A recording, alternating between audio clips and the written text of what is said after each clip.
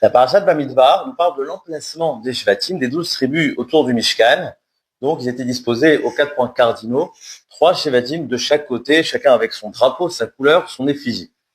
Rachid nous explique que c'était une façon d'identifier l'emplacement de chacun. Mais j'aimerais citer un midrash très intéressant qui nous dit que les Umot HaOlam, les Goïm, les nations, en voyant cela, sont venus chez les bénis Israël en leur disant « Chouvi, chouvi, Ashulamit, venez avec nous et on va vous donner du pouvoir. Vous allez devenir des gouverneurs, des ducs, des évêques. » En d'autres termes, les nations, en voyant l'attachement des bénis Israël à ces symboles, ces drapeaux, se sont dit qu'on va vous proposer encore mieux. Vous allez recevoir des postes, vous allez recevoir du pouvoir, vous allez monter en grade. Chose à laquelle les bénis Israël ont répondu « Ma techezou bashulamit » Qu'est-ce que vous avez vu dans cette shulamit? Ezekdoula atem notim lanu. Quelle grandeur vous nous proposez? Aïm kimcholat amachanaïm. Est-ce que vous nous proposez une grandeur kimcholat amachanaïm dans le sens comme une ronde, comme une danse dans le camp? Et ça, c'était donc la réponse de bénis Israël. Alors, ce qui est très curieux, c'est quelle est la réponse, quel est le sens de cette réponse? Pourtant, les goïms sont venus en leur proposant toutes sortes de choses, toutes sortes de kavod, de srara, de postes. Quelle est la réponse des bénis Israël lorsqu'ils leur disent, est-ce que vous nous proposez une ronde dans le Midbar? Qu'est-ce que ça veut dire? Et en quoi véritablement ça représente l'idée de Gdoula? Quelle est la discussion profonde ici entre les nations et Klal Israël? Il semble que la réponse réside dans un seul mot, machol, la danse, kimcholat amachanaïm. C'était ça la réponse des bénis Israël, car les Umot ont l'habitude de voir le monde dans une structure pyramidale. C'est-à-dire pour les Umot, pour les Goïm, le monde c'est une forme de hiérarchie où l'importance de l'homme se mesure en fonction du nombre de personnes qui se trouvent en dessous de moi. Plus je suis au-dessus, eh bien, plus ça exprime de la Goula, de la grandeur. Et c'est précisément Kenegedze, contre cela, que les bénis Israël vont répondre, vous avez rien compris. Le monde n'est pas une hiérarchie. Le monde n'est pas dans une dimension de pyramide, une dimension verticale. Mais en vérité, il faut voir le monde plutôt comme une ronde, comme un machol, comme une danse, comme un cercle, avec un merkaz au milieu, qui est celui de la shrina, de la présence de Dieu, du mikdash, de la Torah. Et c'est pas simplement une autre vision, mais ça change du tout au tout. Car à partir du moment où il y a un centre, à partir du moment où on vise tous le même point, eh bien, il n'y a absolument plus de hiérarchie, chacun est à sa place.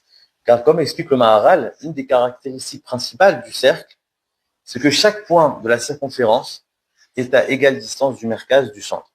C'est-à-dire qu'à partir du moment où nous visons un centre, nous visons le mikdash, nous visons la shrina, le machane shrina, le camp de la shrina, eh bien, la notion même de hiérarchie s'efface, elle ne veut plus rien dire.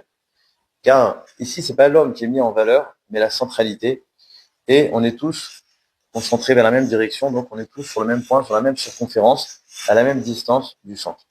Ça, c'était la réponse des bénis Israël. C'est cette révolution-là, de voir le monde non pas comme une pyramide, comme une verticalité où il s'agit de hiérarchie, et pour monter en grade, on est obligé d'écraser l'autre, mais il n'y a absolument pas de différence, d'inégalité. On est tous concentrés vers un point, vers un centre, et on est tous à égale distance de ce centre. D'ailleurs, une des raisons pour laquelle vous savez que la Teva dans les synagogues doit être au milieu, le Khatam Sofer s'était battu avec les réformés pour insister que la Teva doit bien rester au milieu, au centre, exactement comme dans le désert. J'aimerais aller encore plus loin, car dans cette vision de Umot HaOlam, dans cette vision comme on le voit aujourd'hui dans la société occidentale, où on voit le monde comme une forme de hiérarchie, eh bien, il n'y a plus de place à la diversité.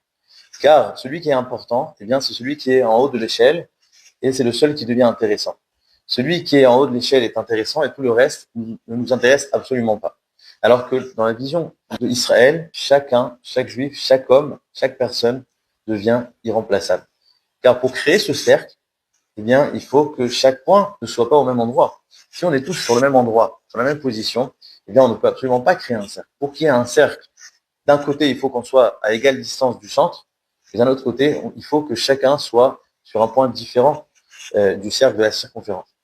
Et donc l'idée de centralité, de voir le monde comme une forme de danse, de cercle, de ronde autour d'un centre, eh bien c'est précisément cela qui va laisser la place à chacun exprimer sa façon d'être, exprimer ses couleurs, ses valeurs, ses caractéristiques.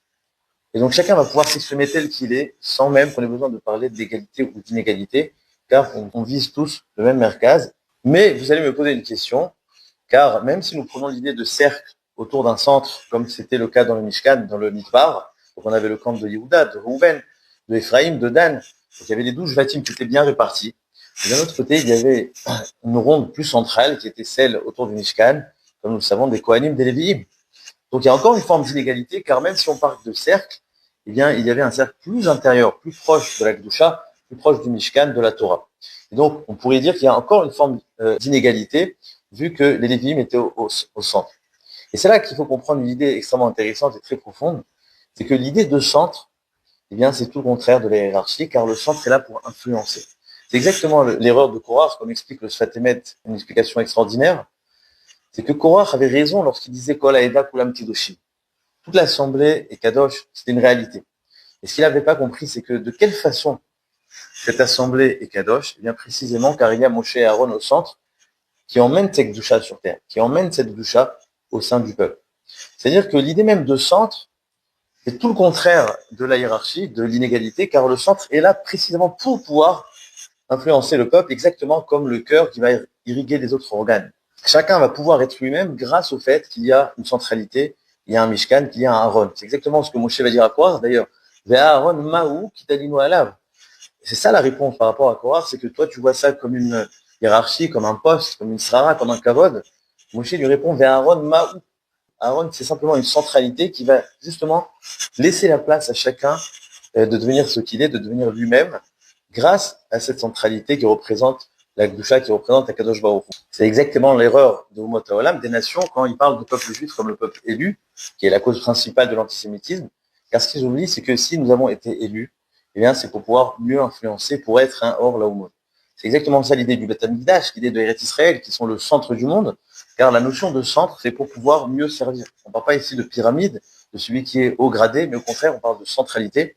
Et la centralité, comme le cœur, c'est pour pouvoir justement mieux irriguer, mieux servir, mieux influencer. C'est pour cela que la Kedusha est toujours au centre. Vous remarquerez que toujours la Kedusha est au milieu, est au merkaz, est au centre. Alors le Maral explique toujours que le centre, c'est ce qui est le plus éloigné des extrémités. Des extrémités, c'est toujours matériel, etc.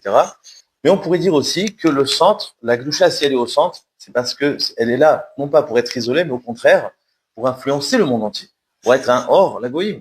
On pourrait expliquer que c'est ça la raison pour laquelle il y a 12 Shvatim, 12 tribus. Pourquoi 12? Pourquoi il n'y aurait pas 10, 15? En vérité, 12, on pourrait expliquer, c'est 3 fois 4. 3, c'est Abraham, Yitzhak et Yaakov. Donc, nos 3 patriarches expriment l'idée de centralité. C'est eux qui ont amené la Yahadout, qui ont amené le judaïsme sur terre.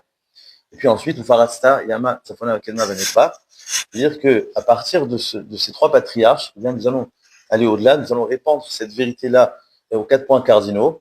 Et donc, Avraham, Yitzhak et Yaakov, c'est 3 fois les 4 côtés, ça fait 12. C'est-à-dire que de chaque côté, il y avait 3 tribus.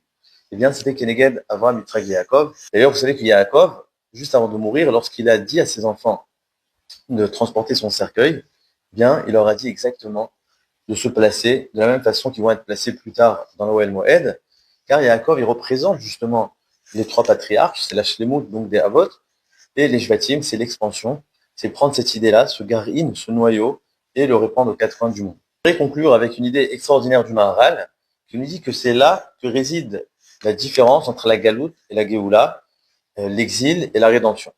C'est le fait de faire une différence ou pas entre les extrémités et le point central. Car le Maharal fait remarquer que ce qui nous différencie Galout de Géoula, eh bien, c'est le He et le Aleph. Galé, on retrouve le mot Gimel, Lamed et He. Géoula, on retrouve les mêmes lettres, sont le Gimel et le Lamed, mais au milieu, il y a la lettre Aleph à la place de la lettre E. Le Maharal explique que la lettre E a pour valeur numérique 5, et cela représente les 4 côtés et le centre. Les 4 côtés sont les Arva Malchuyot, et le centre, c'est Israël. Tant que nous sommes en exil, eh bien, on parle de 5, car il y a encore une différence, une opposition, une contradiction entre les 4 côtés et le centre. La Géoula aura lieu lorsque cette centralité qui est définie par Israël va réussir à influencer le monde entier au point où il n'y aura plus de distinction entre le centre et les extrémités et tout deviendra un. Le He se transformera en Aleph. Shabbat